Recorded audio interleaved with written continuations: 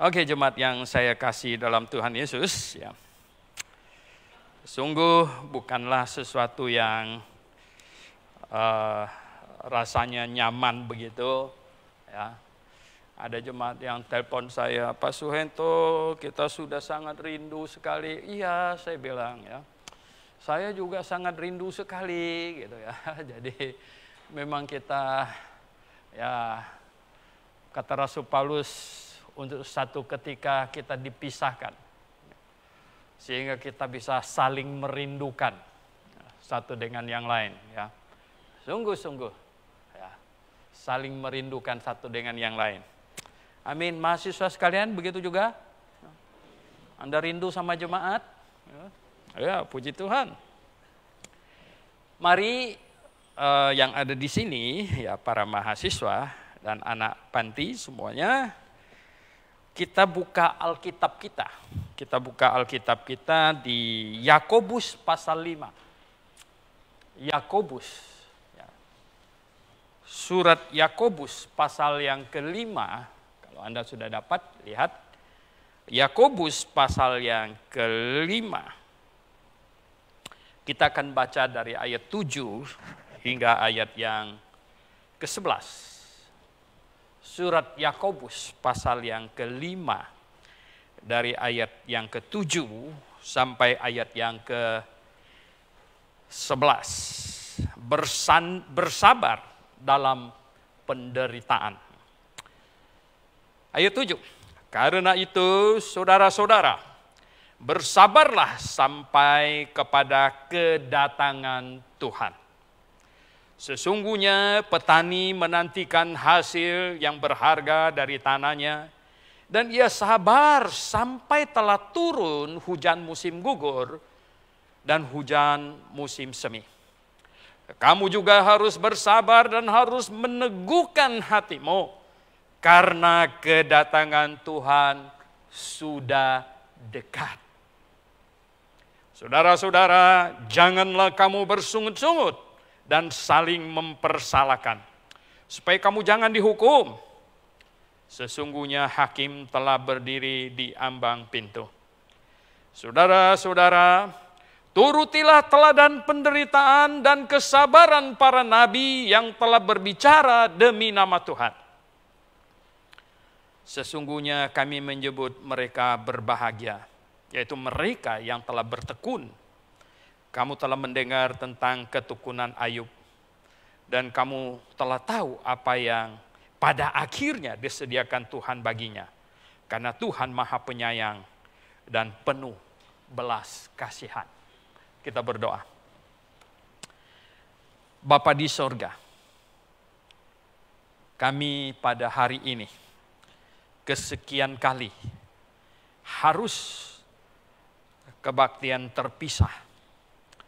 Kami di sini sejumlah kecil, saudara yang tinggal satu asrama, dan kemudian jemaat yang terpisah di masing-masing rumah. Dan bahkan ada jemaat dari luar pulau, bahkan luar negeri, yang bergabung bersama kami melalui fasilitas sosial yang sedemikian tersedia. Oleh sebab itu Tuhan, pada hari ini, biarlah baik kami yang ada di sini maupun yang di rumah masing-masing, kami dapat mempelajari firman-Mu dengan baik. Hati kami dikuatkan, semangat kami dibangkitkan, dan kami tetap jaga diri kami di dalam Engkau. Kebenaran yang telah kami peroleh dari firman-Mu. Sungguh, itu menguatkan hati kami semuanya. Kami berdoa mohon pimpinan-Mu ketika kami membahas firman-Mu. Berkati kami semua Tuhan, baik hamba-Mu dan semua saudara yang di sini, maupun yang di rumah masing-masing. Kami berdoa dalam nama Tuhan Yesus Kristus. Amin. Saudara yang saya kasih dalam Tuhan, sungguh ya, kita keberapa kali kita kebaktian begini? 5 ya? 5. Kelima kali. Ya, saudara, ya, social distancing. Ya. Ini masing-masing di rumah. Ini kelima kali. Nah, dengan merebaknya virus ini, banyak orang bertanya kepada saya lewat WA, Facebook, dan lain sebagainya. Apa hubungannya dengan kedatangan Tuhan Yesus Kristus? Kita baca tadi, Yakobus di dalam ayat yang ke-8 berkata, pasal 5-nya, kamu juga harus bersabar dan harus meneguhkan hatimu, karena kedatangan Tuhan sudah dekat. Karena kedatangan Tuhan sudah dekat. Seberapa dekat? Dan apa hubungannya dengan virus corona yang semua orang ketakutan ini? Seberapa dekat? Nah, saudara yang saya kasih dalam Tuhan, seberapa dekat?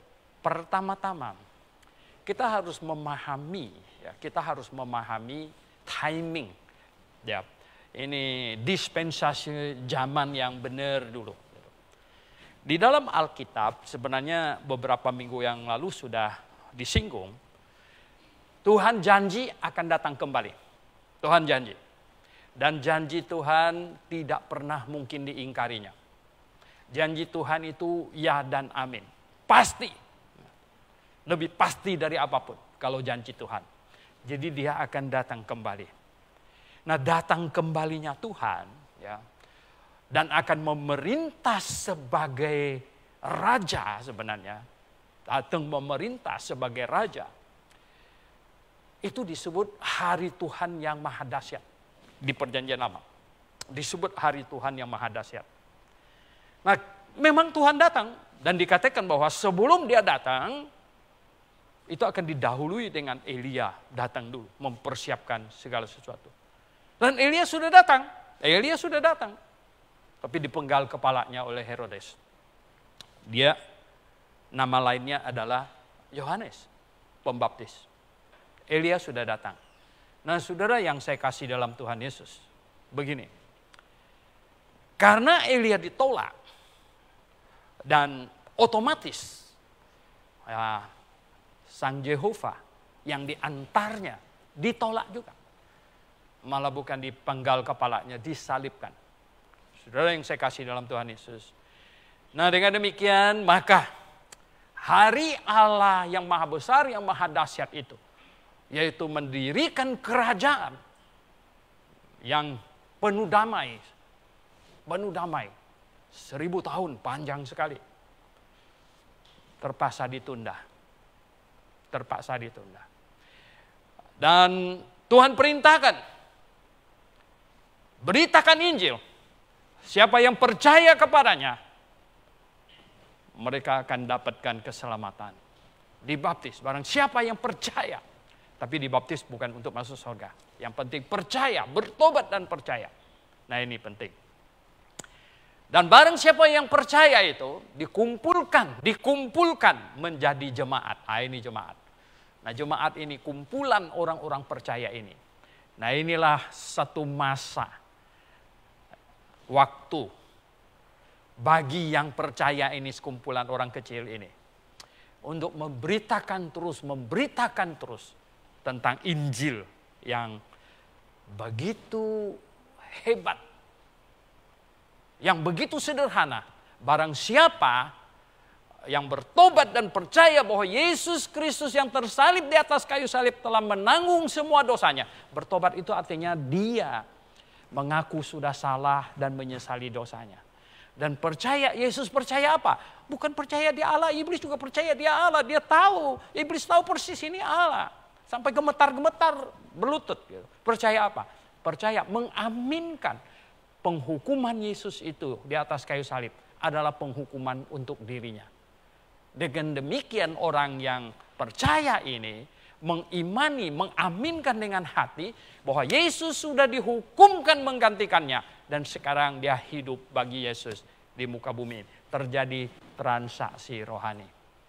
Nah, saudara yang saya kasih dalam Tuhan Yesus Kristus. Itu ada perintah pergi memberitakan Injil ini. Sampai ditekankan sedemikian rupa. Beritakanlah Injil kepada segala makhluk. Bayangkan, ini ada cicak di sini dengar saya. Pasti. Walaupun mereka tidak mengerti. Itu dihiperbolkan. Supaya tidak ada yang lolos. Beritakan Injil. Dan Tuhan janji kepada orang yang percaya bahwa dia akan datang kembali.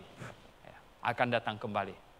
Kerajaan 1000 tahun, kerajaan yang dipimpin oleh Allah sendiri, tidak pernah dibatalkan. Tidak pernah dibatalkan. Dan orang-orang yang percaya kepada Tuhan Yesus akan dijemput, akan dibawa. Ini dua hal yang hebat sekali. Saudara yang saya kasih dalam Tuhan Yesus. Sebelum kerajaan 1000 tahun, sebelum kerajaan anak Daud, di perjanjian lama, di kitab Daniel, itu ada dinubuatkan akan ada pemerintahan raja yang bengis, itu yang jahat sekali selama 7 tahun. Selama 7 tahun. Wow, kalau begitu, bagaimana menjelaskannya? Apakah orang-orang Kristen, orang-orang yang percaya kepada Tuhan, apakah kita akan mengalami kesusahan yang amat besar itu? Sebenarnya, wow. Yang dipimpin oleh raja yang jahat dan yang bengis itu sebelum masuk kerajaan yang dipimpin oleh Tuhan Yesus. Ternyata Alkitab meyakinkan kita bahwa itulah yang disebut kedatangan Tuhan Yesus yang seperti pencuri itu diangkat dulu gitu. Diangkat dulu. Di Tesalonika 1 Tesalonika pasal 4 ya. Ayat 13 sampai 18 dikatakan itu akan terjadi pengangkatan. Jadi Yesus Kristus akan datang seperti pencuri angkat. Nah, akhirnya muncullah itu ya, pemerintahan yang oleh raja yang bengis dan yang jahat itu 7 tahun. Dan Tuhan menumpahkan segala murka dan malapetaka. Wah, ini COVID-19 ini urusan kecil ya, kita semua orang sudah terkurung di rumah ya. Ada banyak orang bikin ini gambar yang lucu-lucu ya. Dulu burung yang dikurung ya, sekarang orang yang dikurung sekarang ini ya. Nah, saudara yang saya kasih dalam Tuhan. Jadi ini Tuhan Yesus akan datang terlebih dahulu mencuri, mengambil orang-orang yang miliknya. Dan 7 tahun di muka bumi ini akan penuh dengan malapetaka. Baru kemudian Tuhan datang, hari Tuhan yang dahsyat itu datang. Dan kerajaan 1000 tahun stop. Saudara yang saya kasih dalam Tuhan. Nah, coba kita baca di 2 Tesalonika. 2 Tesalonika. 2 Tesalonika, saudara ya. 2 Tesalonika, ini katanya. Ayat 5, 2 Tesalonika pasal 2 ayat 5. 2 Tesalonika pasal 2 ayat 5 berbunyi demikian. Ya. Tidakkah kamu ingat bahwa hal itu telah kerap kali kukatakan kepadamu ketika aku masih bersama-sama dengan kamu, dan sekarang kamu tahu apa yang menahan dia. Ya. Ini di atas disebut manusia durhaka itu. Ya. Sehingga ia baru akan menyatakan diri, katanya. Ia baru akan menyatakan diri pada waktu yang ditentukan baginya, katanya. Karena secara rahasia kedurhakaan telah mulai, tetapi sekarang masih ada yang menahannya. Kalau yang menahannya telah disingkirkan, katanya, pada waktu itulah si pendurhaka baru akan menyatakan dirinya. Tapi Tuhan Yesus akan membunuhnya dengan nafas mulutnya dan akan memusnahkannya kalau ia datang kembali. Jadi siapa pendurhaka? Siapa ini? Yang menahannya itu siapa? Banyak orang. Siapa yang menahan antikristus yang dahsyat, yang ini siapa gitu? Wow, apa yang menahannya? Saya bilang siapa yang lebih hebat dari Tuhan sendiri sebenarnya. Hanya Tuhanlah yang dapat menahannya. Tetapi Roh Kudus Tuhan sendiri sekarang tinggal di hati setiap orang yang percaya kepadanya. Setiap orang yang lahir baru. Roh Kudus tinggal. Nah, sebenarnya bukan ini iblis itu antikristus itu bukan takut orang Kristennya. You know. Tapi takut Roh Kudus yang ada di dalam orang Kristen itu. Oleh sebab itulah ketika ya orang Kristen yang ada Roh Kudus di dalamnya terangkat. Nah, itulah makanya dia akan bebas melakukan segala yang dikehendakinya. Nah, dari mana lagi kita dapatkan konsep ya pre-trib kedatangan Tuhan Yesus yang sebelum tribulation? Nah, coba kita lihat di Wahyu pasal yang ketiga. Wahyu. Ya. Wahyu pasal yang ketiga katanya. Ya dong. Wahyu pasal yang ketiga. Di situ ada dengan. Ya. Wahyu pasal yang ketiga katanya. Ayat yang ke-10. Wahyu pasal 3 ayat yang ke-10 katanya.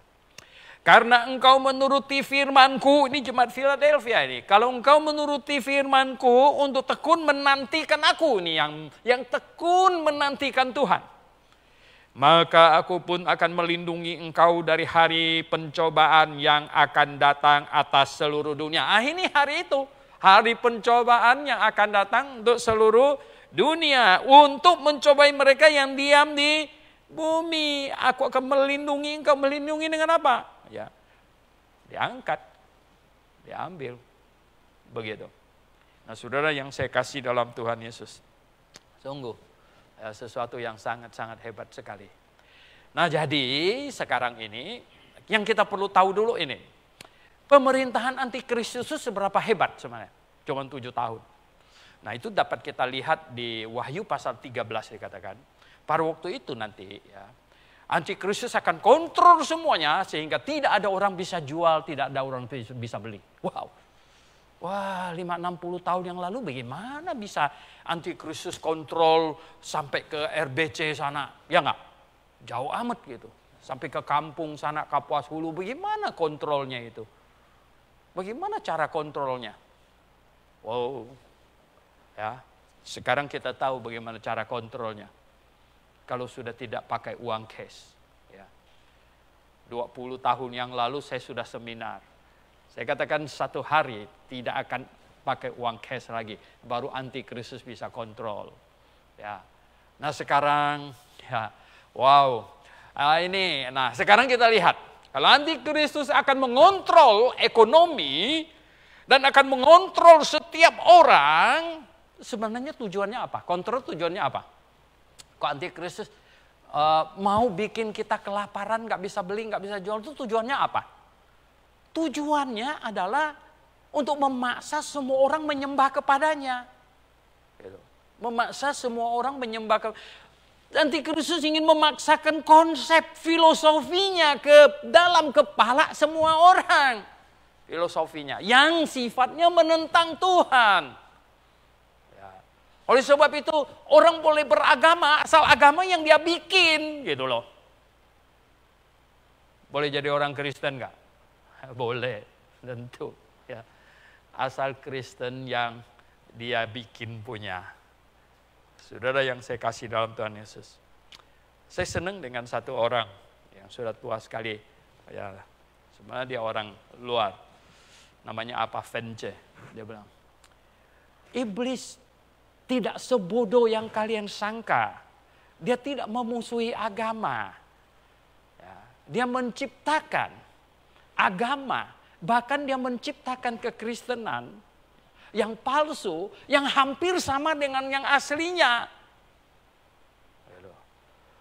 Dia bodoh sekali kalau dia menentang semua itu.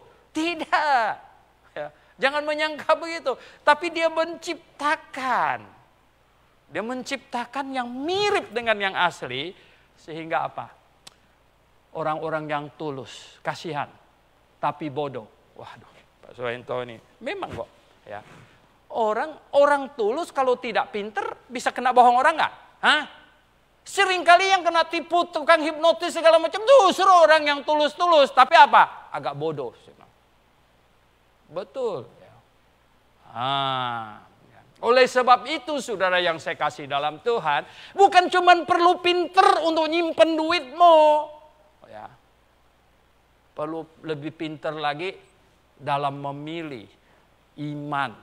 Kamu mau percaya apa? Gitu. Itu lebih perlu lagi. Yang orang yang nggak pinter nyimpan duitnya kan duitnya hilang melulu. Gitu.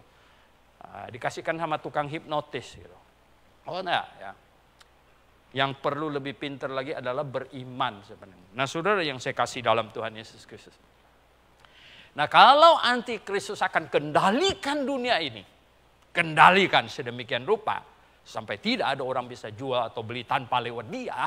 Wah, ini dahsyat ini. Dan semua orang di muka bumi ini akan terkontrol, termonitor. Dahsyat sekali. Bisa nggak setiap orang terkontrol? Wow. Ya, sekarang sedang menuju ke situ. Nah, COVID-19 ini muncul. Ya. Ada unsur menggiring kondisi menuju ke kondisi itu. Ya, menggiring.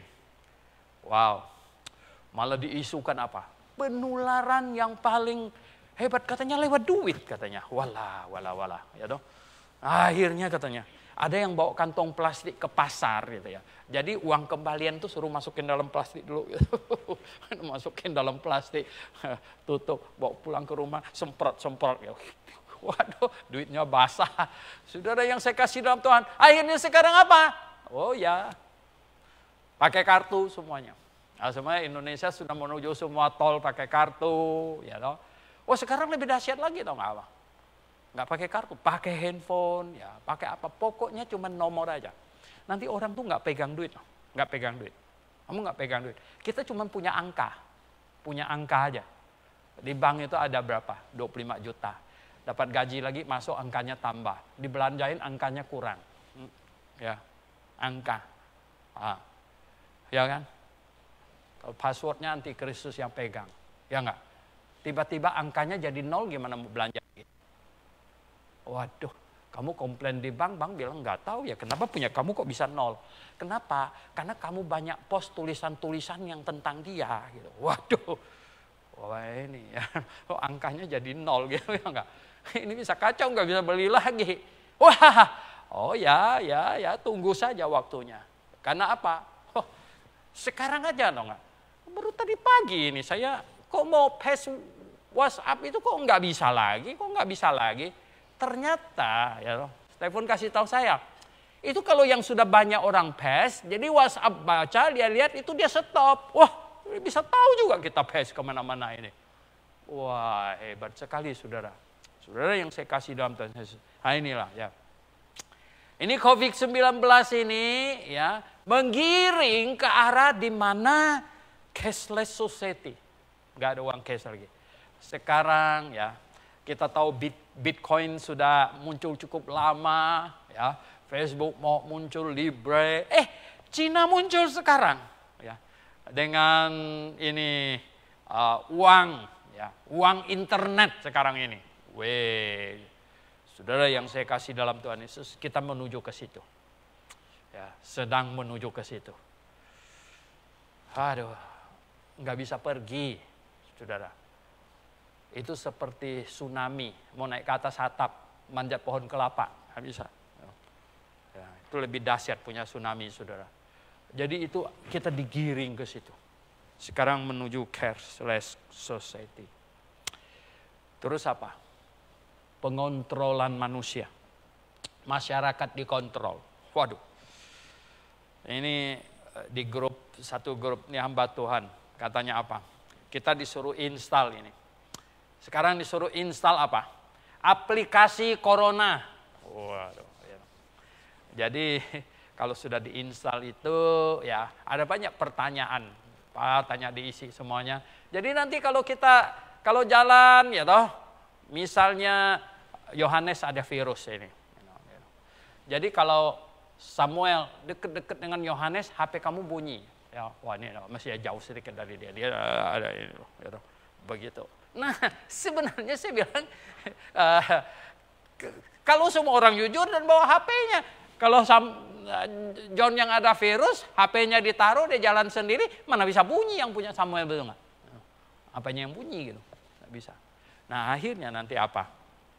Wow, wah ini nggak bisa ini ada yang curang ini ada yang tinggalin HP-nya di rumah ini, sehingga yang lain nggak bunyi ini, kena tular ini. Bisa jadi nanti muncul lagi, ya toh? Bukan COVID-19, COVID-20.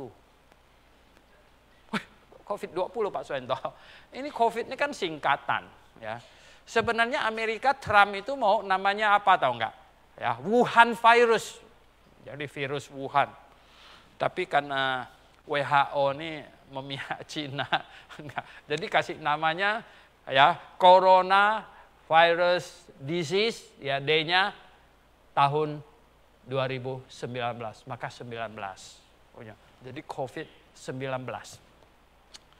Makanya saya bilang, nanti COVID-20, ya, tak COVID-21, kita tidak tahu gini ya.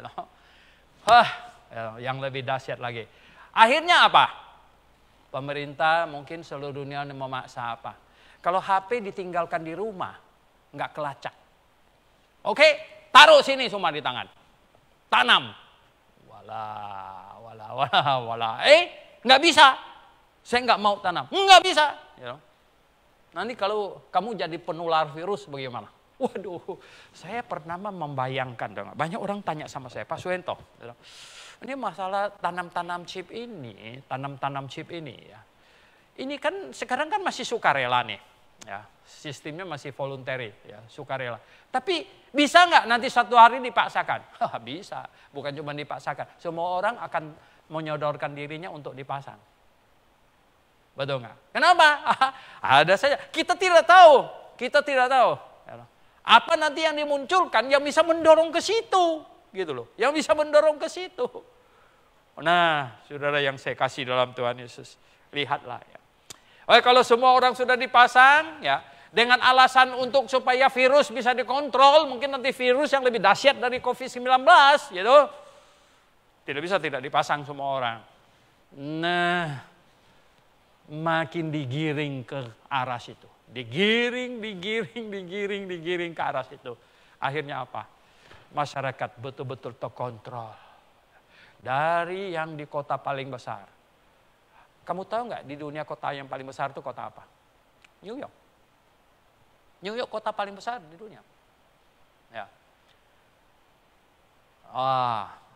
Kota paling besar. Sampai kampung yang paling kampung. Semua pasang. Semua terkontrol habis semuanya. Terkontrol habis. Masyarakat semuanya terkontrol. Tidak ada cash lagi. Tidak ada cashless lagi. Semua orang beli harus pakai apa? Passwordnya. Belanja di Alfamart. Bahkan di warung-warung semuanya. Saat itulah. Ya dong. Saudara yang saya kasih dalam Tuhan Yesus. Social distancing. Social distancing itu apa? Ya, nggak boleh dekat-dekat lagi. Waduh.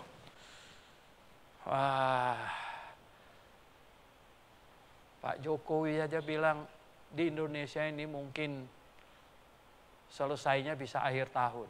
Waduh, lama amat. Berarti program kita tahun 2020 ini ya nggak bisa batal semuanya ini. Di Amerika, ya. Nanti semua orang katanya, walaupun sudah tidak ada virus dan dinyatakan sudah dibuka ekonominya, semua orang harus pakai ini masker. Ya. Semua orang harus pakai itu. Dan social distancingnya harus tetap dijaga. Semeter lebih.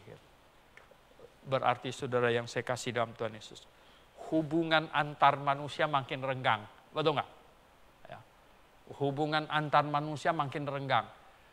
Tadinya, teman, salam, pegang tangannya, dipeluk lagi, tepuk-tepuk, dia punya pundaknya. Gitu. Sekarang tak bisa lagi, gitu ya.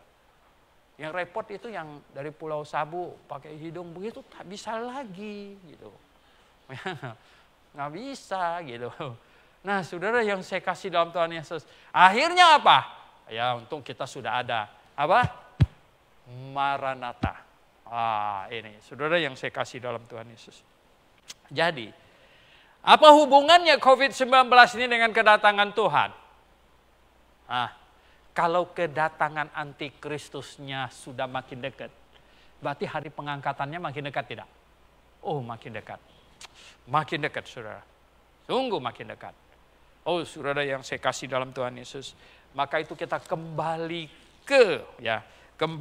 ke Yakobus tadi. Kita kembali ke Yakobus tadi. Yakobus pasal 5. Akhirnya Yakobus pesan katanya, ya.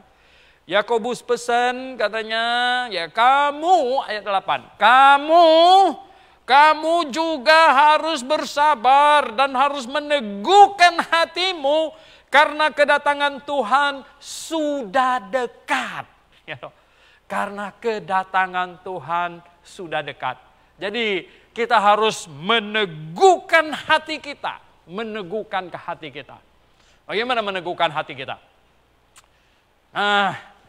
Pemirsa semua yang di rumah, bagaimana kita meneguhkan hati kita? Hatinya mau diteguhkan. Diteguhkan apa? Iman kita diteguhkan. Teguhkan bagaimana?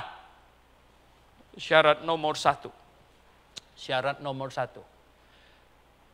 Pastikan engkau lahir baru. Pastikan engkau lahir baru. Ini nomor 1 penting. Sebab kalau Anda tidak lahir baru, kalau engkau tidak lahir baru, ketika bunyi sangkakala, saya naik ke atas sana, sekejap mata saya naik, Anda tertinggal. Anda tertinggal. Pada saat rapture saya naik, Anda tertinggal. Oleh sebab itu, hal utama nomor 1 itu apa? Pastikan engkau sudah diselamatkan. Pastikan. Pastikan Anda di dalam kebenaran. Nah, bagaimana caranya? Bagaimana caranya? Alkitab sudah kasih tahu. Yang nomor 1, orang harus mengakui dirinya berdosa dan menyesali dosanya. Itu bertobat. Kemudian mengaminkan bahwa Yesus dihukumkan menggantikannya. Percaya Yesus. Percaya Yesus yang sesuai dengan Alkitab. Percaya Yesus yang sesuai dengan Alkitab. Ya, Yesus Alkitabiah. Mereka ada yang tanya sama saya, Pak Suhento, kok Yesus Alkitabiah, Yesus Alkitabiah terus? Kenapa jadi begini? Saya bilang gini, kalau zamannya Paulus saja sudah ada Yesus lain, sekarang tambah apa kurang? Menurut Anda? Yesus lainnya tambah apa kurang? Oh tambah, bukan kurang. Ya, zaman Paulus saja ada Yesus lain. Coba kita baca di 2 Korintus pasal yang ke-11. 2 Korintus pasal yang ke-11 ya. 2 Korintus pasal yang ke-11 ayat ke-3 dan 4. Saya bacakan. 2 Korintus pasal 11 ayat 3 dan 4. Tetapi aku takut kalau pikiran kamu disesatkan dari kesetiaan kamu yang sejati kepada Kristus, sama seperti Hawa diperdayakan oleh ular itu dengan kelicikannya, sebab kamu sabar saja. Ya. Jika ada orang datang memberitakan Yesus yang lain, memberitakan Yesus yang lain. Jadi waktu zaman Paulus saja ada Yesus yang lain. Yesus yang lain yang gimana? Yesus yang lain yang tidak seperti yang dituliskan dalam Alkitab. Jemaat di sini maupun yang di rumah. Yesus yang Alkitabiah itu adalah digambarkan, dilukiskan dengan kata-kata ayat Alkitab. Ada fotonya enggak? Enggak ada. Nah, ada orang tanya sama, Pak Suhento, kok yang gondrong tuh bukan Yesus? Kasih lihat dong, yang Yesus yang benernya yang gimana? Marah-marah lagi, dia marah-marah lagi. Saya bilang, tidak ada fotonya. Kalau tidak ada, jangan bilang itu salah dong. Ini orang, saya pikir, bagaimana? Itu memang salah, karena foto gambar Yesus yang gondrong itu, yang ganteng itu, ya loh, itu dilukis pada abad ke-4, gitu. Ya. Jadi itu adalah salah satu Yesus lain sebenarnya. Saudara yang saya kasih dalam Tuhan Yesus. Nah, Yesus yang mana? Yang asli itu yang mana? Yang digambarkan hanya dengan kata-kata. Dengar baik-baik. Hanya dengan kata-kata ayat Alkitab. Ya. Yesus itu. Yesus yang di Injil Matius pasal 1. Di situ dibilang dia adalah anak Abraham, anak Daud. Ya. Nah, yang lahir di kota Bethlehem. Bukan yang di bawah pohon kurma. Gitu. Ya. Ya enggak, lahir di bawah pohon kurma itu bukan Yesus yang Alkitab gitu. Ya, yang dilahirkan oleh Maria. Maria ya, yang dilahirkan oleh seorang perempuan perawan dan seterusnya. Semua yang digambarkan oleh Alkitab gitu. Ada lukisannya, ada fotonya enggak? Enggak ada. Enggak ada. Jadi jemaat sekalian baik yang di sini maupun yang di rumah. Yesus yang Alkitabiah. Oh, ada banyak Yesus yang lain. Ada Yesus yang sampai hari ini masih anak Maria. Itu bukan Yesus saya bilang. Yesus saya jadi anak Maria hanya sekitar 33,5 tahun saya. Waktu dia manusia. Setelah dia disalibkan, kemanusiaannya mati dan dia bangkit, dia Tuhannya Maria. Itu Yesus saya. Saudara yang saya kasih dalam Tuhan Yesus. Nah, ini harus sangat jelas. Jadi bertobat dan percaya kepada Yesus yang benar, yang sesuai dengan Alkitab, mengaminkan Yesus dihukumkan di atas kayu salib, menggantikannya. Nah, dengan demikian orang ini ya adalah orang yang sudah selesai dosanya. Sudah selesai. Jadi dosa kita selesai. Selesai ditanggung oleh Tuhan Yesus di atas kayu salib. Oleh sebab itulah kepada orang-orang yang demikian dengan sepenuh hati, menerima Yesus Kristus dengan sepenuh hati, Rasul Paulus menulis kepada mereka dan menyebutnya orang kudus. Kepada orang-orang kudus di Korintus. Kepada orang-orang kudus di Efesus. Menyebut mereka orang kudus. Kenapa mereka tidak pernah berbuat dosa? Bukan. Karena dosa mereka ditanggung oleh Yesus. Berapa banyak dosa yang ditanggung oleh Tuhan Yesus? Seluruhnya. Seluruhnya. Dari yang pertama sampai yang terakhir. Seluruhnya. Oh, kok bisa seluruhnya? Iya. Karena sistemnya bukan ditanggung satu-satu, dilaporin tanggung. Ya toh? Laporin lagi tanggung. Bukan begitu. Tetapi sistemnya menggantikan. Menggantikan. Jadi Yesus menggantikan saya dihukumkan di atas kayu salib. Sekarang saya menggantikan diri, saya hidup baginya. Begitu. Selama saya tinggal di dalam Yesus, Allah Bapa melihat saya adalah orang kudus. Bukan kekudusan saya, tapi kekudusan Yesus. Saya tinggal di dalam Yesus. Saya nggak boleh keluar dari Yesus. Saya tinggal di dalam Yesus. Saya orang kudus. Nah, jemaat, ya pemirsa dimanapun Anda berada, saya ingin kasih tahu Anda bahwa ini Yakobus, bukan Rasul, Yakobus berkata, teguhkan hatimu, teguhkan imanmu. Apa yang mau diteguhkan kalau belum lahir baru? Apa yang mau diteguhkan? Tidak ada.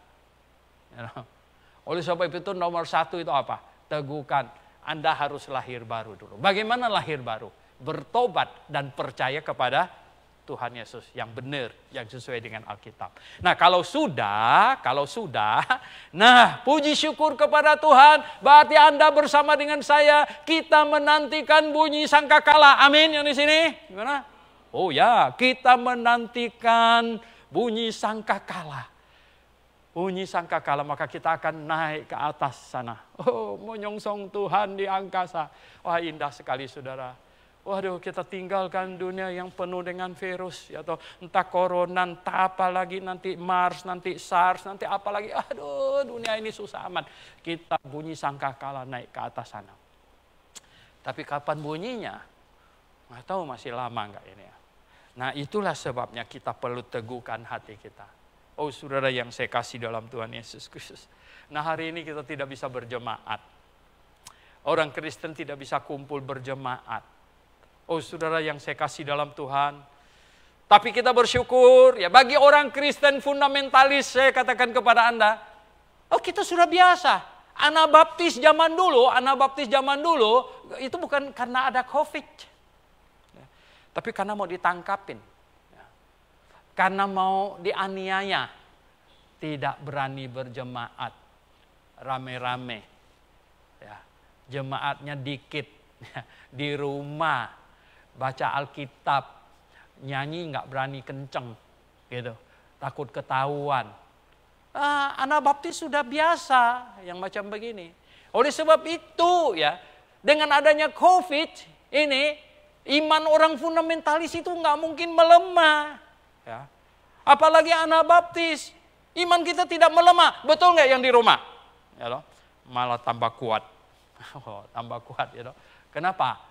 Karena kita sudah tahu orang yang sudah diselamatkan, Kita menanti-nantikan ya Tuhan.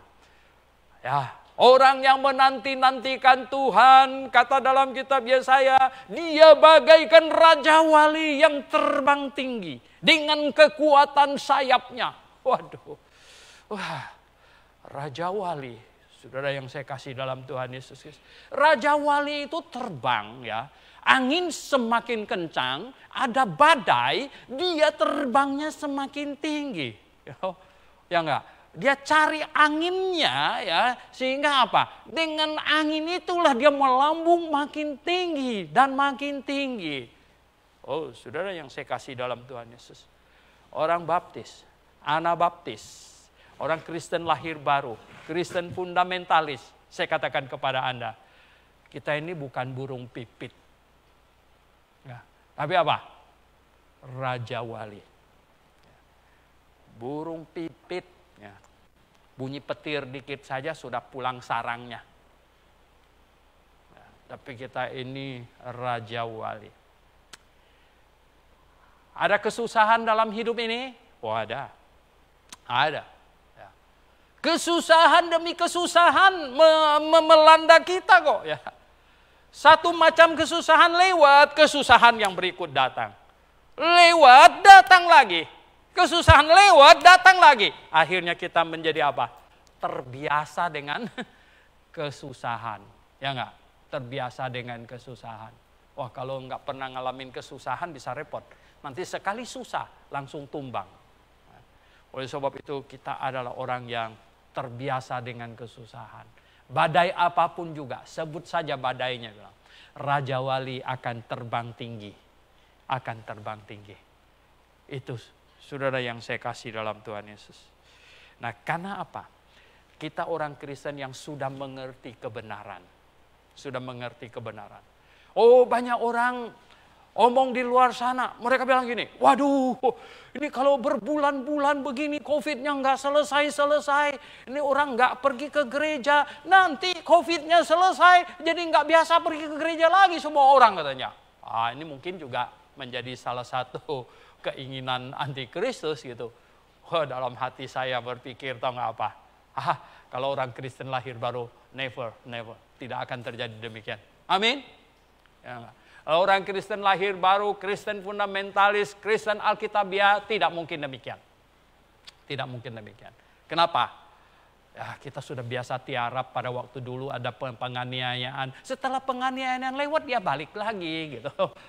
Kembali seperti semula. Ya sama dengan masalah COVID ini. Ya enggak? Oh, COVID ini kan lebih dari penganiayaan. Kalau penganiayaan itu orang kita lihat nih, waduh bawa senjata datang kita sembunyi. Gitu. Ini masih kelihatan orangnya datang pakai senjata gitu. Wah ini virus nih nggak kelihatan nih, repot sekali. Ya nggak kelihatan gitu. Repot ini. Perlu dibesarkan pakai mikroskop sampai begitu besar baru kelihatan.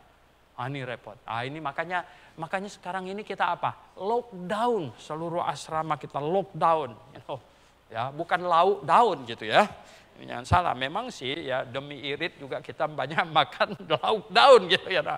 Tapi ya kita ini lockdown tidak kemana-mana, tidak boleh kemana-mana ya. Sampai virusnya lewat gitu. Baru kita balik lagi. Saudara yang saya kasih dalam Tuhan Yesus Kristus.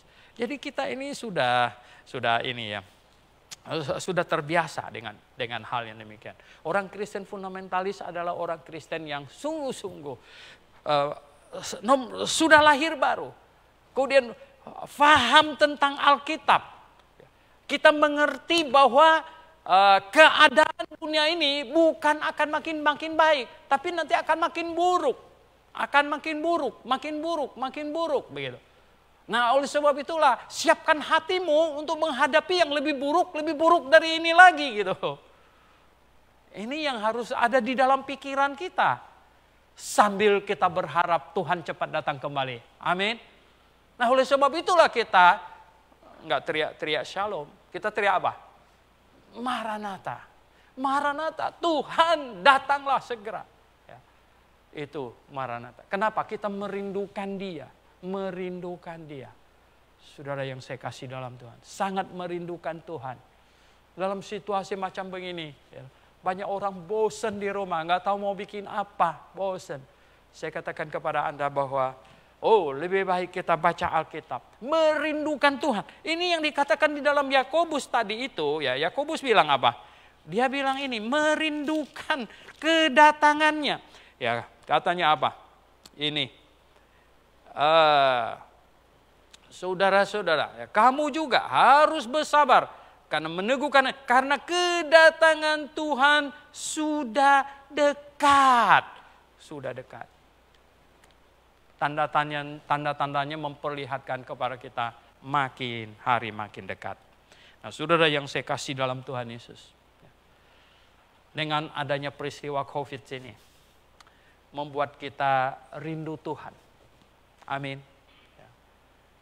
Anda mau tinggal di dunia ini sampai lama-lama atau rindu Tuhan gitu? Beberapa hari yang lalu saya di paste video. Ya. Ada sih, videonya video bagus gitu.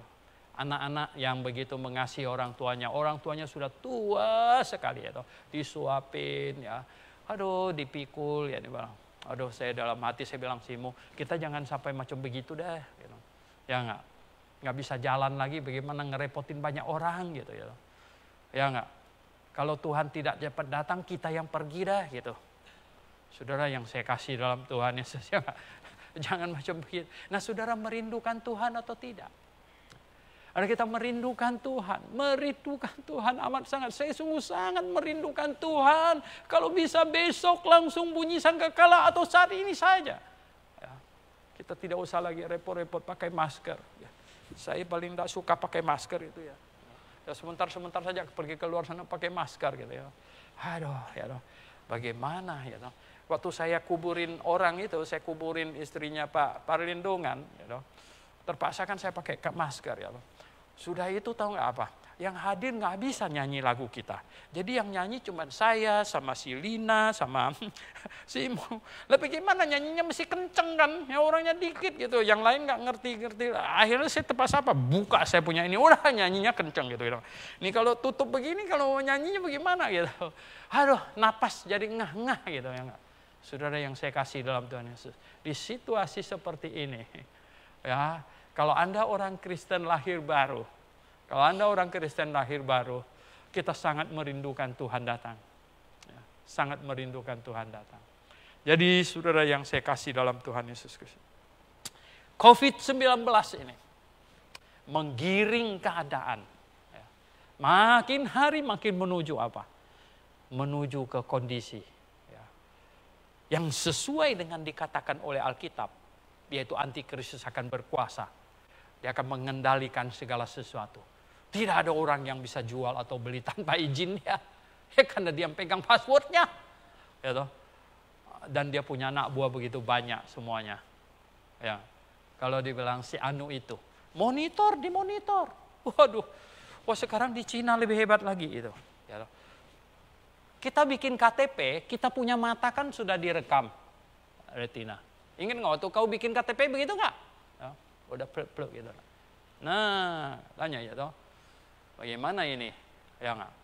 Dan juga ada kamera pengenal wajah. Ada satu orang yang ada videonya itu. Ya, untuk tes kehebatan ini katanya. The big datanya itu berapa cepat cari dia? 7 menit. 7 menit ketemu di mana dia. Ya.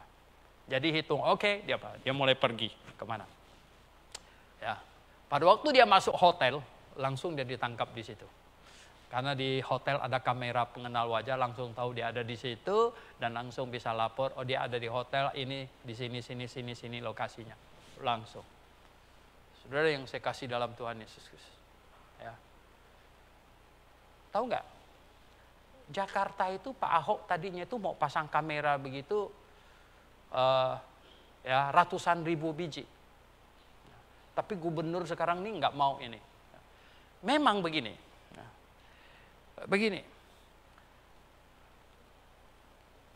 Alasan pasang itu baik. Alasannya nggak apa? Ya, itu untuk tangkap penjahat segala macam. Nggak ada penjahat bisa lari. Kalau di setiap sudut perempatan jalan semuanya ada, kamu lari kemana? Ya kan? Kamu lari kemana? Nggak ada penjahat bisa lari. Positifnya begitu, penjahat. Pertama, semuanya itu akan alasan positif. Termasuk kontrol kamu kemana-mana. Demi untuk apa? Supaya jangan ada penularan. Betul nggak? Itu tujuannya positif. Kamera itu dipasang supaya apa? Penjahat tidak bisa lari. Gampang kita tangkap. Baik, semua orang setuju. Tapi ketika semuanya terpasang, ketika semua fasilitas sudah fasilitas kontrol semuanya sudah lengkap, sudah terpasang semuanya. Itu kalau di tangannya antikristus, ya, semua barang itu akan jatuh ke tangannya dia. Yang tadinya tujuannya itu kan baik, ini orang baru mau pasang lo baik tujuannya, gitu. Akhirnya dia jatuh di tangan antikristus, tinggal dia yang pakai sekarang. Dia yang pakai, dia yang kontrol. Nggak bisa lari kamu. Saudara yang saya kasih dalam Tuhan Yesus Kristus. Jadi situasi demikian, ya, menuju ke situ. Kita serba salah sekarang ini. Kita dipeskan penjahat. Ya belum lama ini Indomart atau Alfamart itu disikat sama penjahat segala macam itu. Ada banyak yang begal-begal segala macam itu. Ya. Sehingga apa? Ketika diusulkan dipasang kamera untuk kontrol semua orang, setuju nggak orang? Setuju. Nggak ada yang tidak setuju. Ya. Karena tujuannya baik. Tapi ketika semuanya sudah terkontrol, fasilitas ini jatuh ke tangannya antikristus. Dia pula yang kontrol kita. Nah, saudara yang saya kasih dalam Tuhan Yesus. Kita makin hari akan makin susah. Ini pasti punya. Ini pasti. Jadi COVID-19 ini Tuhan izinkan. Orang tanya sama saya, Pak, virus ini dari Tuhan apa bukan? Saya bilang, sebenarnya semuanya ciptaan Tuhan. Kuman virus juga semuanya Tuhan yang bikin. Loh, kok Tuhan bikin virus, bikin kuman bagaimana ini? Ya, waktu manusia belum jatuh dalam dosa, kumannya nggak apa-apa, gitu, ya kan? Tidak membuat manusia sakit. Gitu. Begitu juga virus sebenarnya tidak membuat orang sakit. Tapi sejak manusia jatuh dalam dosa, lebih-lebih lagi kalau manusia yang jahat, virusnya direkayasa lagi, dibuat, ditambahin ini segala macam, jadi ganas, gitu, saudara. Tapi bagaimana? Tuhan izinkan? Tuhan izinkan. Kalau kau tanya Tuhan izinkan atau tidak, saya jawab Tuhan izinkan. Kenapa? Karena Tuhan sendiri sudah berkata, bahkan burung satu ekor jatuh pun tidak akan terjadi kalau Tuhan tidak izinkan. Ya, Tuhan izinkan. Loh, Tuhan izinkan kenapa? Wah, kita semuanya sekarang betapa susahnya. Tuhan izinkan. Karena Tuhan sebenarnya sudah kasih tahu kita ada kesusahan yang lebih besar di depan. Nah, kalau Tuhan kan izinkan ini sebagai latihan untuk kita bagaimana? Ya enggak? Latihan. Oke. Kita perlu latihan. Saudara. Kita perlu latihan. Jadi Tuhan izinkan ini untuk latihan bagi kita. Dan kita tahu kedatangan Tuhan sudah sangat dekat. Gitu. Dan Tuhan, kuatkanlah aku. Tuhan, hindarkan kami dari terpapar virus ini. Hindarkan kami. Sehingga Tuhan, kami masih mau melayani Engkau. Pakailah kami, terutama mahasiswa yang di sini. Oh, saudara yang saya kasih dalam Tuhan. Mau dipakai Tuhan di hari-hari yang akan datang? Kalau Tuhan masih mau memakai engkau, pasti terhindar dari virus ini. Terhindar dari virus. Karena Tuhan masih mau memakai engkau. Tuhan mau engkau pergi ke berbagai wilayah untuk menjadi saksi baginya. Demikian jugalah jemaat yang di rumah. Mari kita berdoa kepada Tuhan. Ya Tuhan, hindarkan kita dari terpapar virus ini. Dan biarlah Tuhan mau memakai kita. Kita tahu keadaan mungkin makin sulit. Kita perlu bertekun. Itulah sebabnya Alkitab katakan. Itulah sebabnya firman Tuhan suruh kita bertekun. Bertekun dan bertekun terus. Supaya kita dengan hati yang penuh harap akan kedatangan Tuhan. penuh harap sekali. Dan pengharapan kita itu, itulah yang akan membuat kita, sikap hati kita seluruhnya, seluruh keberadaan kita. Karena pengharapan kita akan kedatangan Tuhan, membuat kerohanian kita semakin bertumbuh dengan baik. Semakin segar di dalam Tuhan. Semakin bersemangat di dalam Tuhan. Amin, saudara sekalian. Sini. Yang di rumah, amin. Mari kita berdoa. Bapa di surga, terima kasih untuk kesempatan bagi kami bisa bernyanyi, bisa mempelajari firman-Mu. Terima kasih Tuhan. Kami anak-anak-Mu yang percaya kepadamu dengan segenap hati kami, yang patuh kepada firman-Mu. Tuhan, kami sangat-sangat berharap akan kedatangan-Mu. Pimpinlah hidup kami Tuhan, supaya hidup kami memuliakan Engkau dalam keadaan apapun juga. Tuhan, tolong kami semuanya. Puji hormat kami naikkan padamu Bapa di sorga. Kami sungguh bahagia karena kami sudah diselamatkan. Kami bahagia sudah diselamatkan. Dan kami mau menyelamatkan orang lain lebih banyak lagi. Kami mau bertekun menantikan kedatangan-Mu. Bahkan penuh harap akan kedatangan-Mu ya Tuhan. Kami berdoa dengan segenap hati kami. Dalam nama Tuhan Yesus Kristus kami berdoa. Amin.